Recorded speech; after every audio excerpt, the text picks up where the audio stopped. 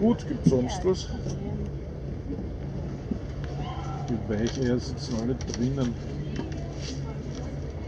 Ich hingegen vorne ein Stück.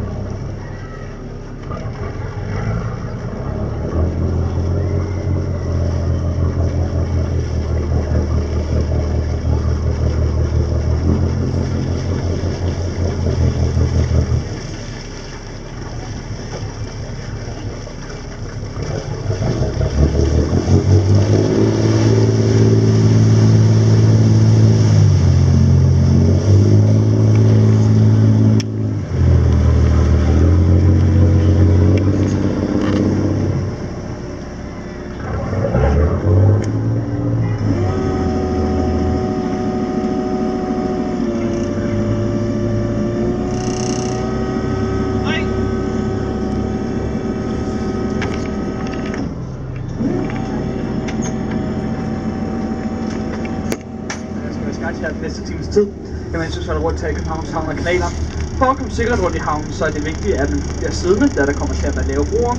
Derudover så er det også vigtigt, at man ikke har arme og hænder ud over bådens kant, da vi kommer til at sejle tæt på reglingen på de skibe. Hello everybody, my name is Louis and I'm going to be your guide for this next hour while we are traveling the harbors and canals of Copenhagen. In order to do so safely, it's important that everybody remains seated at all times and that everybody also keeps their hands and arms inside the boat, because we will be sailing quite close to a lot of ships today. Lige nu, der er vi på vej ud af Københavns Nyhavn, ja, derude, så det er ikke så nyt som navnet måske er lidt skulle få en led i til at tro. Det her, det er derimod en af byens allerældste og bedst bevarede dele. Kanalen, hvor vi sejler lige nu, blev gravet ud i 1670'erne, så færdig udgravet i 1673. Og det her åbnede simpelthen København op til resten af verden. Det var en vigtig del af Københavns udvikling hen imod den internationale storby, vi kender i dag. Men det her, det var også et ganske råt og hårdt område, fyldt med barer og bordeller, hvilket var tilfældet helt op til 80'erne og efter. For i 80'erne, der ændrer havnen lidt. Man begynder nemlig at omdanne det til museumshavn, men man begynder at se, at der kommer restauranter og caféer, hvor man kan købe smørbrød og som altid alt for dyr fadøl. Hvilket også er tilfældet i dag, og det her det er altså blevet til et af byens allerhyggeligste steder. Men personligt så vil jeg altså altid anbefale at gå op i vaffelbæren og få mig en hjemmelavet vaffel i stedet for at sætte mig på en af caféerne. Right now we are sailing out of Nyhavn. The so-called new harbor of Copenhagen is actually far from new. This is one of the oldest preserved parts of town. Where we are sailing right now was dug up by Danish soldiers in the 1670s, and the construction of this harbor proved to be pivotal and taking Copenhagen from being a small town on the outskirts of the Baltic Sea and turning it into the large international capital that we know today. Though it was also a very rough place filled with bars and brothels. That has since changed, and nowadays it's a very lovely place where you can enjoy some of the Danish specialty smørbrød and drink some overpriced beer. But I'd always recommend that you go up on the corner here on the left-hand side and buy some of their lovely ice cream cones over at the Waffle Bakery. Den første lave bro, den kommer nu, så derfor vil jeg gerne bede jer om at sætte sig ned. The first low bridge is coming up right now, so please sit down.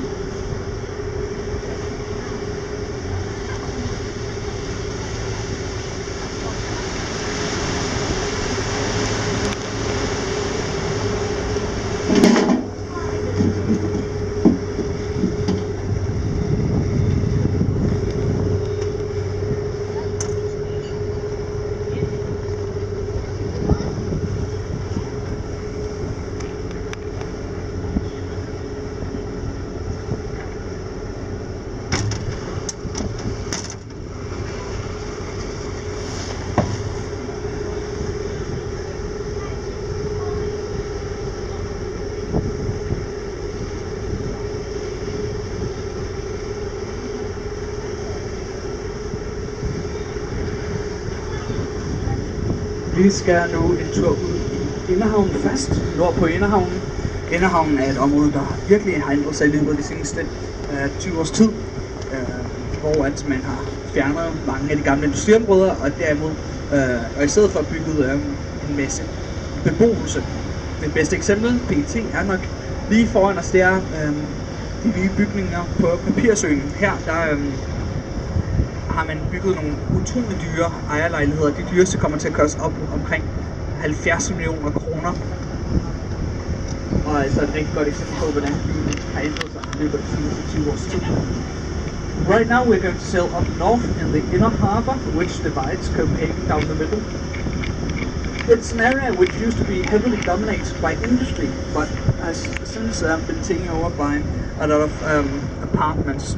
For example, here on our right hand side you can now see what used to be the so-called paper island, where they stored paper for the Danish newspapers. Now instead they have built some of the most expensive apartments in town, the most expensive of which have been sold for some 17 million Danish kroner, that's around 10 million euros.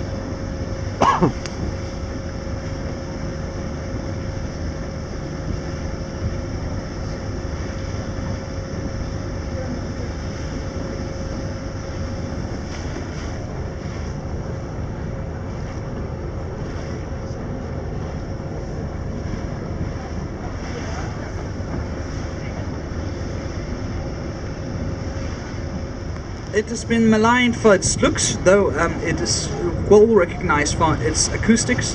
What has been given a much warmer welcome is the park here on our right hand side, which has proven to be very popular within in its first month of being open.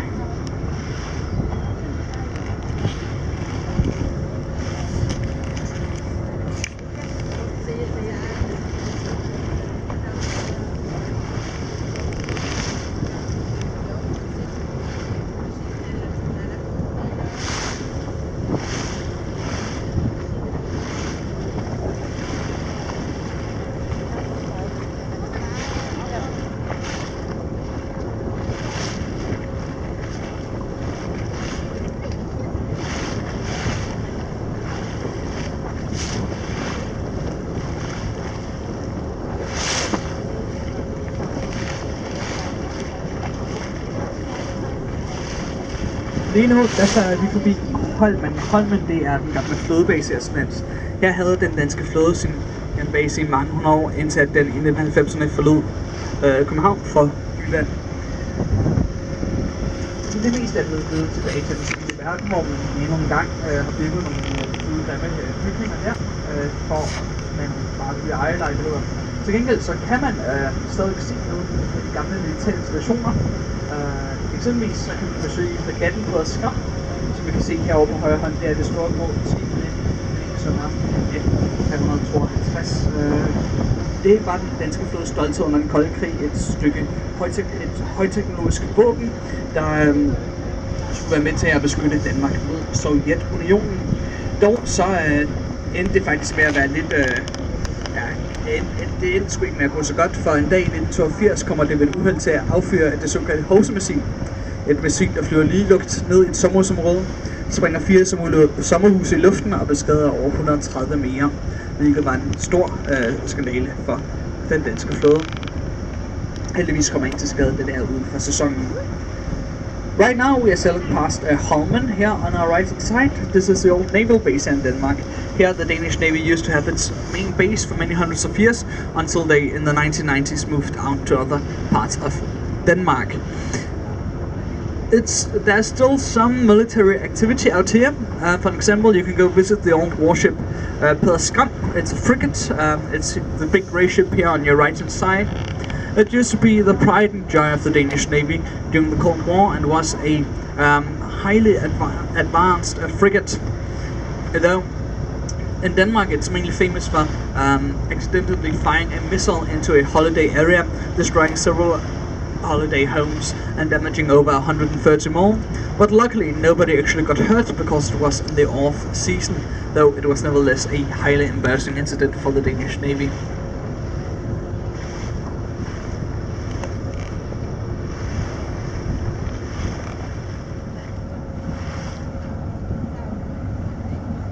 her foran os, der har vi et lille grønt område med Dannebrog-vejene. Det er Battery Sixtus. Det er en gammel del af Københavns befæstning.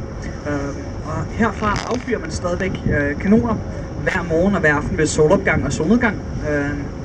Affyrer man kanonsalutter til ære for Dannebrog. Here in front of us we now have Battery Sixtus. It's a small green area with the Danish flag hoisted above. From here, every morning and every evening, gun salutes are given in honor of the Danish flag.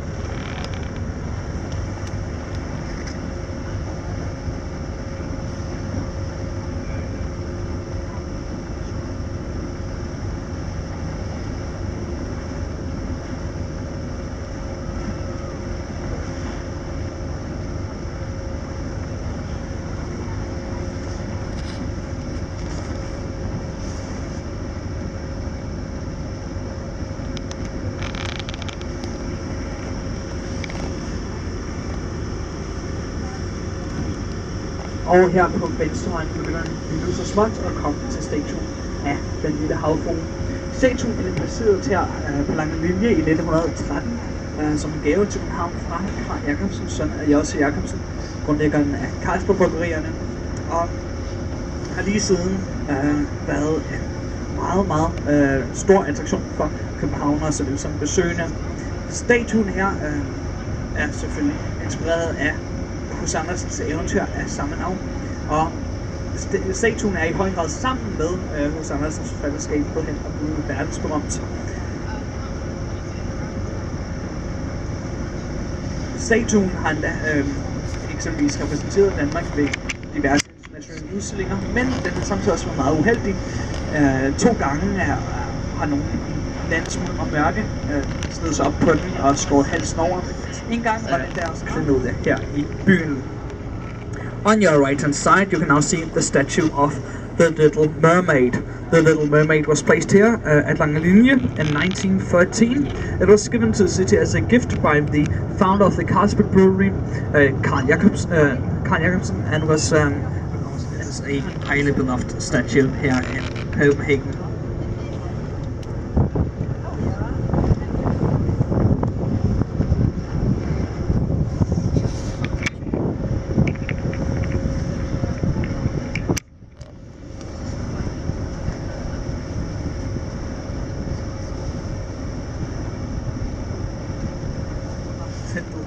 Under det store hvide telt.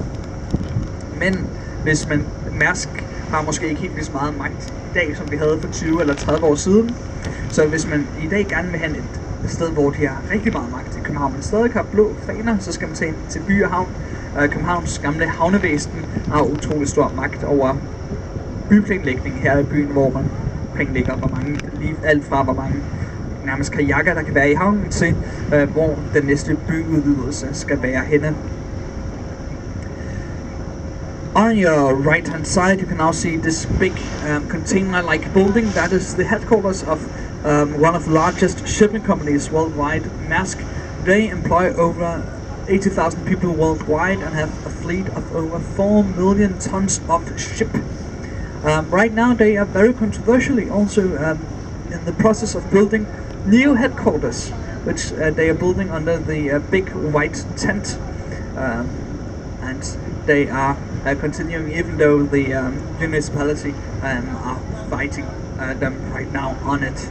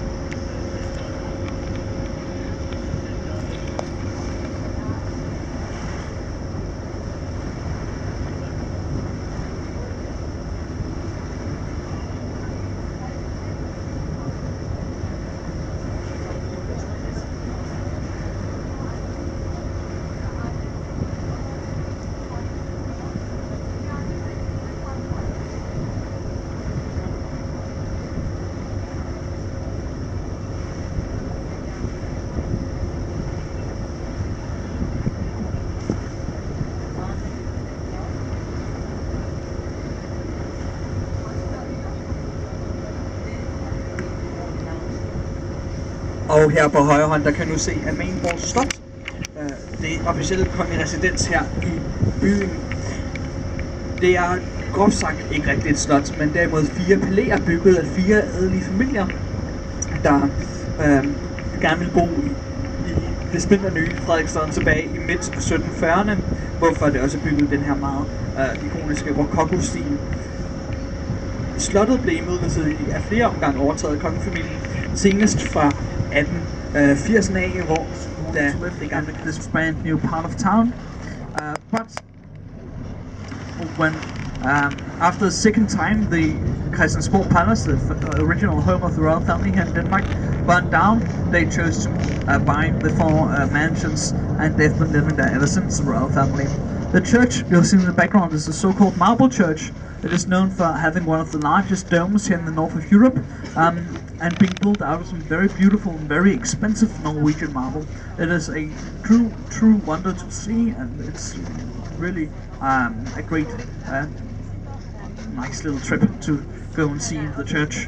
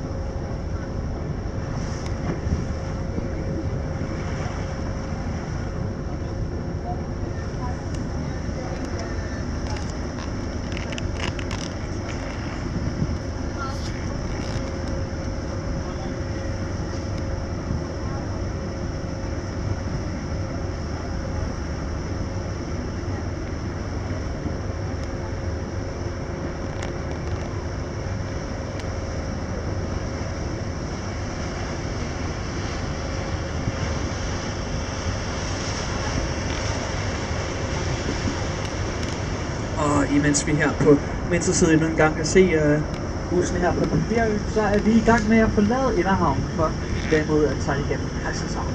Christianshavn er opkaldt efter kong Christian den 4., der i 1618 lod det bygge. Området her skulle have været sin egen uafhængige handelsby, men da han aldrig rigtig kom til København, da det stod færdigt, landet var midt i en økonomisk tilbagegang, endte det her med faktisk at blive til et ret upopulært udrådet og og et relativt ubeboet sted i ret lang tid, indtil at man så begynder at få bygget mere. Det her, det var byens fattigste område i mange hundrede år, indtil at man op igennem 70'erne og 80'erne, 90'erne sanerede området, og i dag der har det altså forvandlet sig til at være et af byens allerhippeste områder, hvor man kan få sig gå på streetfood-markedet, som vi ser her på højre hånd, eller tage på nogle af de mange restauranter, barer, caféer, spillesteder, kunsthaller og mere, der er herude. Men det er stadig en ret divers befolkning, der er her, hvor at man kan se folk, der går i husbåd side om side med sociale boligbyggerier, nogle af de dyreste huse i byen. Alt sammen inden for meget kort afstand af Fristaden Christiania, det verdensberømte hippie-kollektiv. Right now we are leaving the inner harbor and instead sailing through a part of town known as Christianshavn. This is named after King Christian IV, who founded the area in 1618. It was originally supposed to be its own independent city, though due to an economic downturn, nobody wanted to come here and do trade. So this wannabe trade hub ended up being a rather huge failure. And this area turned into the poorest area in town for some 400 years until they started renovating the area in the 70s through the 1990s. And since then it has become hugely popular with its many bars, cafes, music venues, street food markets, art halls, restaurants, you name it. But it's still a very, very, very diverse area where you have in close vicinity people live in houseboats, some of the most expensive apartments in town, social housing, and even the world famous hippie collective, the Freetown of Christiania, which can be found on your left hand side.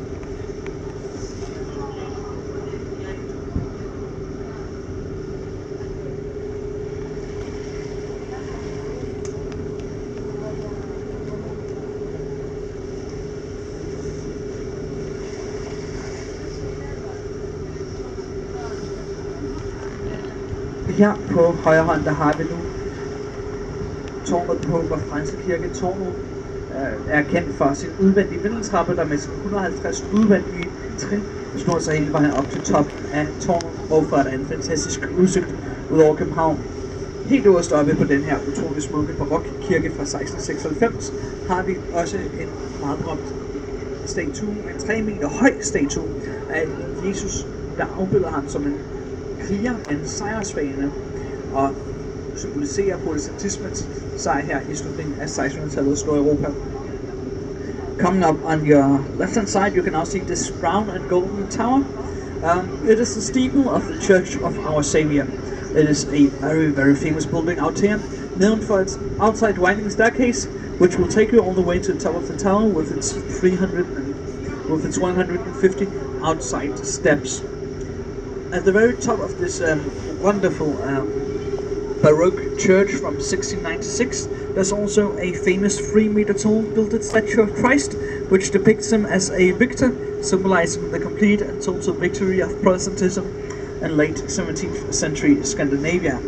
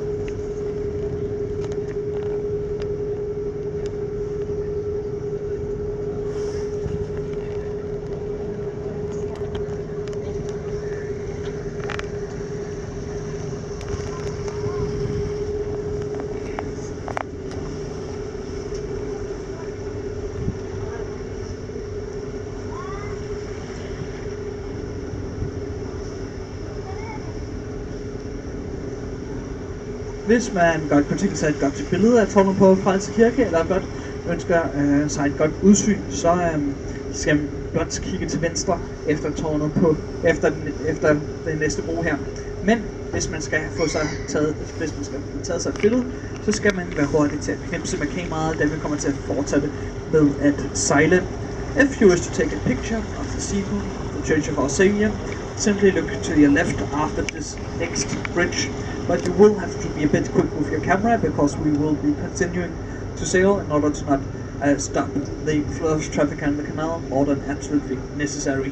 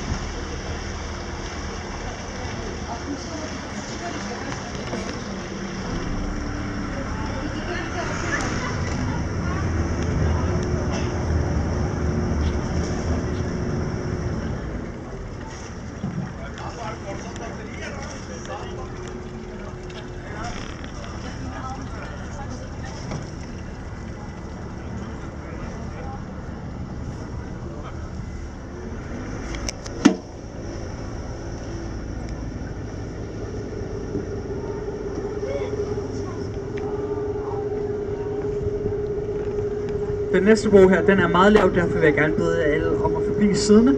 Den markerer starten på en kort stillezone, og derfor vil jeg stoppe med at guide et par minutter. This next bridge is very, very low, so please remain seated.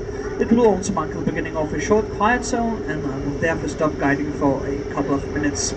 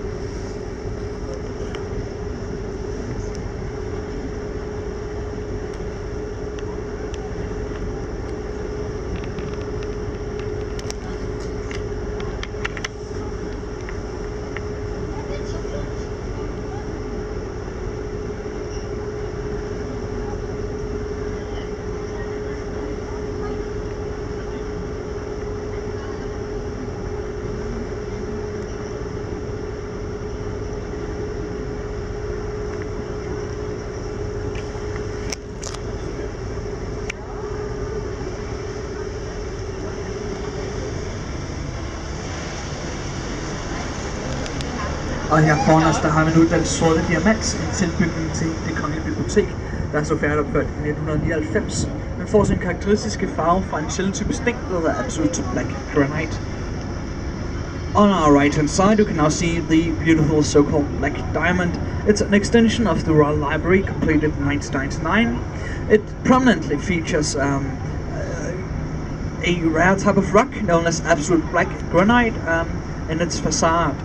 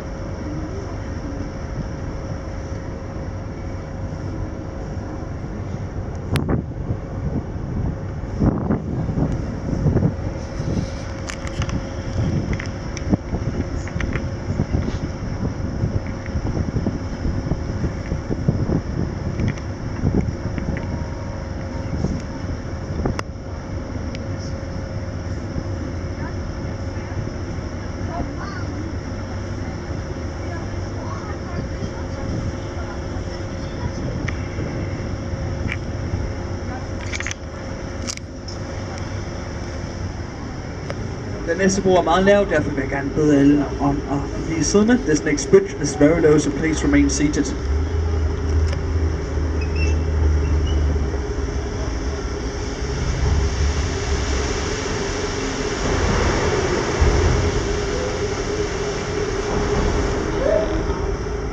Og her på højre ende, der har vi nu en stor rustningsbygning. Det er den højeste tilbageværende civile bygning fra renæssancen. Det her, det er det gamle bryggeri. Tilbage i starten af 1600-tallet, før Nyhavn var, lige der hvor vi sejler nu her, det var Københavns Havn her i Frederikssunds Kanal.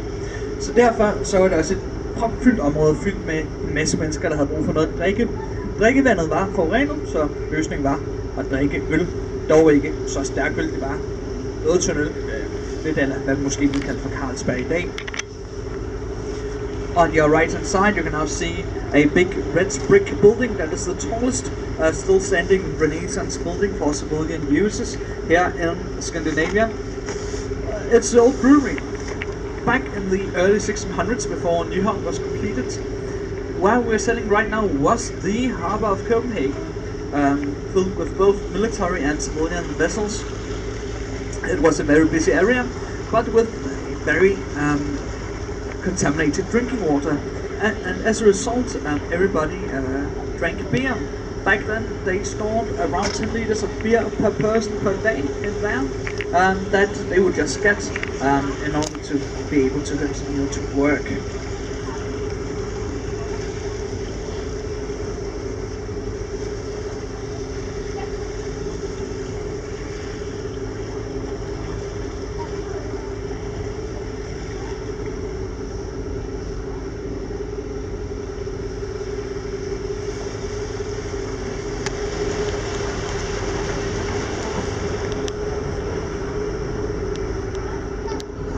Her foran os, der har vi nu Marmorbroen. Marmorbroen er sammen med de to pavilloner her på højre hånd.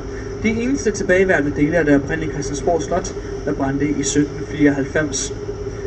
Slottet var bygget den her meget fine rokokostyl. Here in front of us we now have the so-called Marble Bridge. It is together with the two Rococo pavilions here on our right hand side, the only remaining parts of the original Christiansborg Palace, which burned down in 1794.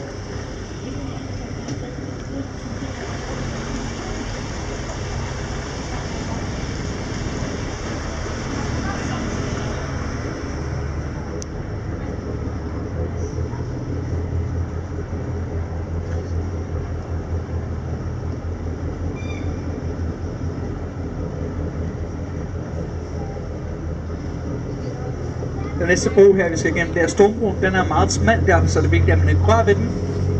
This next bridge is very, very narrow. Please don't touch it, because we like you getting your hands torn off. So please don't touch it.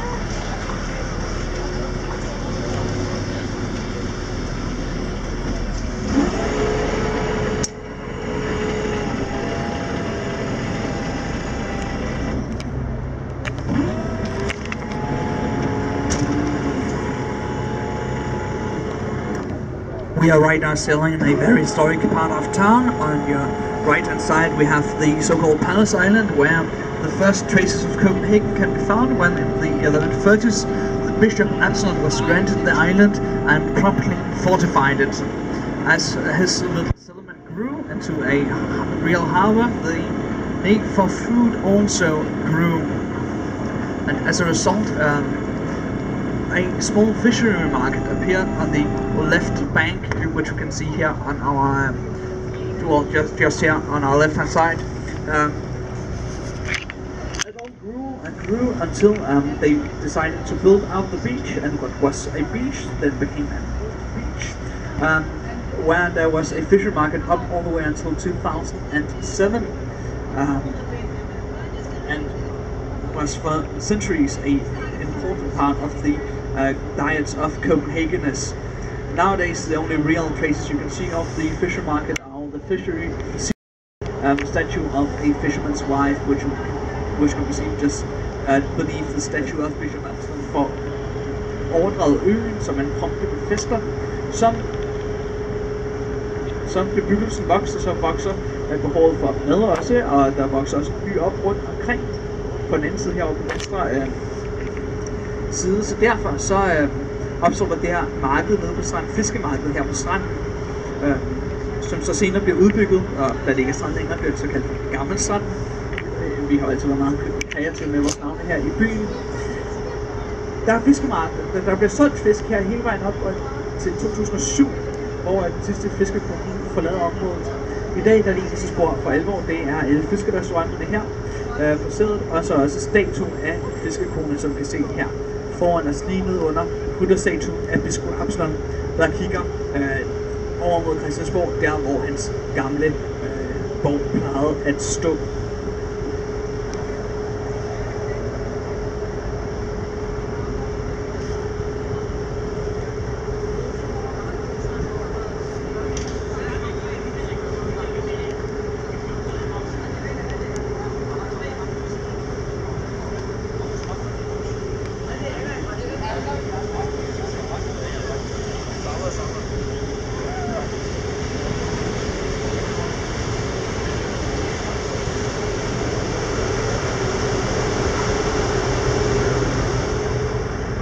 Og her på højre hånd, der har vi nu Christiansborg Slot. Det er det 5. slot her på Slotsholm gennem de sidste 1000 år.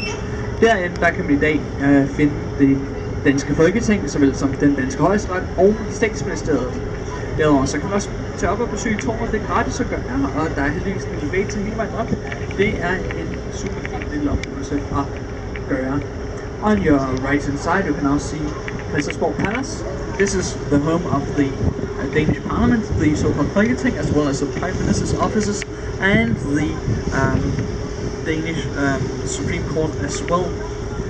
You can even go visit the tower at this palace from 1925. It is free to do so, and it's a nice little trip going up there.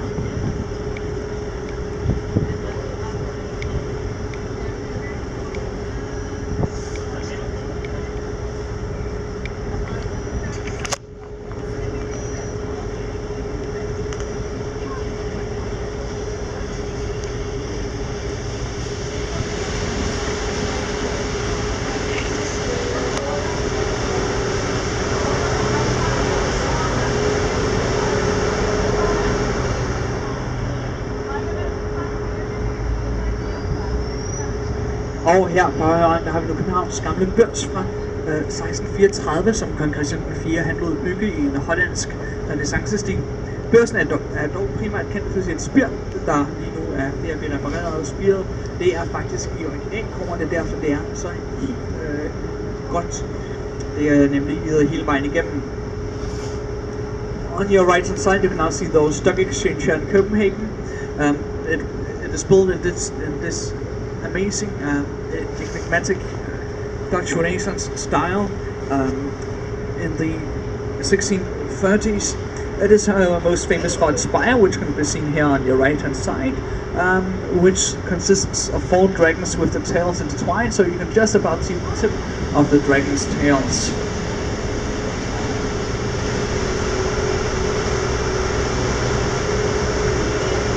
Og hvis man gerne vil blive i den finansielle verden, så kan man se her til venstre, hvor man kan se Danmarks Nationalbank, der så færdigopført i 1978 efter tegninger af Arne Jacobsen. On your left hand side you can see the Danish Central Bank. The so-called National Bank was completed in 1978 after drawings by the famous Danish architect Arne Jacobsen.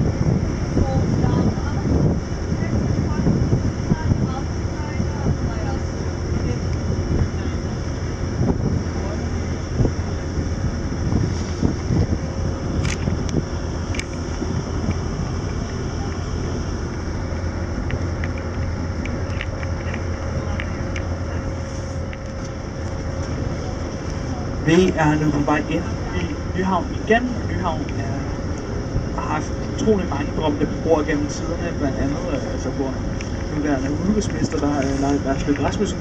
Men der er også mange andre, der har boet her gennem tiden. Blandt andet H.C. Andersen, der var utrolig glad for området, der lå tæt på Det Kongelige Teater, hvor han yndede at se ballet. Han prøvede der at blive balletdanser, men heldigvis for Alessandra, så blev han afvist af altså med at skrive sine mange dejlige eventyr. Hans lejlighed er igennem størstedelen af tiden at faktisk bevaret i nogenlunde original stand, og kan ses i Nyhavn 57, som er det smalle hvide hus efter den enten blå-hvide båd. After the second blue and white boat, you can see the house of Hans Christian Andersen, his apartment. He lived here in the harbor area for over 20 years. He was very fond of the area due to its close proximity to the Royal Theatre, where he enjoyed the ballet. He even tried to become a ballet dancer, but was rejected because he was simply too clumsy. Instead, he just remained a playwright and a fairy tale author, which was probably for the better. Anyhow, now you can go and watch it, go visit his apartment. It is kept in an almost original state here at Nyhavn 67, which can be seen here on your right hand side and just now.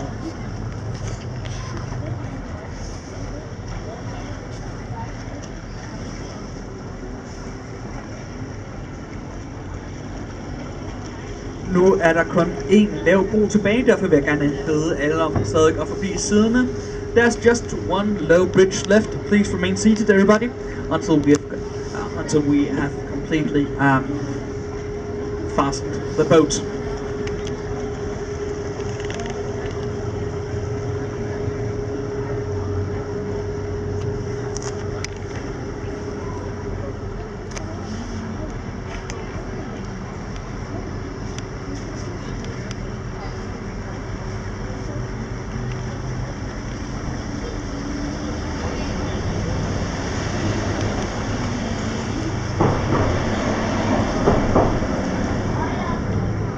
Vi er nu næsten færdige med dagens tur. Jeg takker mange gange for jeres opmærksomhed. Jeg håber, at I har nyt den sidste times tid og får en fortsat rigtig god søndag. Som sidste meddelelse vil jeg gerne bede alle om at forbi siddende indtil båden den er fasttøjet, sådan det foregår roligt og sikkert. Derudover så håber jeg, I får en rigtig dejlig eftermiddag. We are nearly done with our trip today. I thank all of you for your attention. I do hope that you have enjoyed the last hour and that you continue to have a pleasant stay here in Copenhagen. As one final note, I'd like for all of you to remain seated until the boat has been fastened and is completely still, so that it can be done safely and quickly. Thank you very much.